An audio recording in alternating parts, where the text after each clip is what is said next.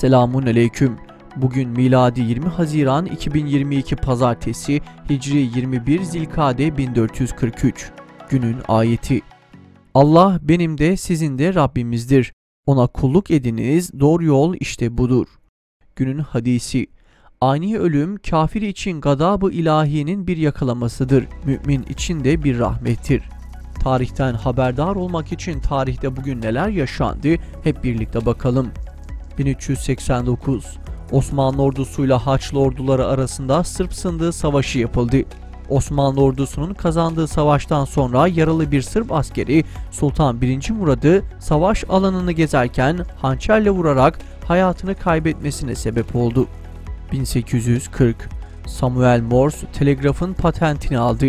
Samuel Morse'un bulduğu alfabe telgraf tekniğinin temelini oluşturmakta ve bu alfabe Morse alfabesi diye isimlendirilmektedir. Morse alfabesi çeşitli şekillerde dizilmiş noktalar ve yatay çizgilerden oluşur.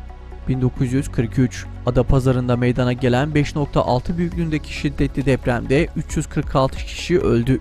1974 Siyonist işgalciler Lübnan'daki Filistin mülteci kamplarına saldırdı. 16 Filistinli şehit oldu. 1987 Pınarcık katliamında PKK militanları 16 çocuk, 6 kadın, 8 erkek toplam 30 köylüyü katletti. Abdullah Öcalan katliamın ardından öldürelim, otorite olalım açıklamasını yaptı. 1995 Türkiye genelinde 600.000 memur sendika hakkı için 2 günlüğüne iş bıraktı. Bu o güne kadar memurların düzenlediği en büyük eylemdi ve sendikal haklar için önemli bir mesafede bu sayede kat ediliyordu. 2015 Özbekistan'ın başkenti Taşkent'te lokanta, kafe ve restoranlarda toplu iftar yemeği verilmesi yasaklandı.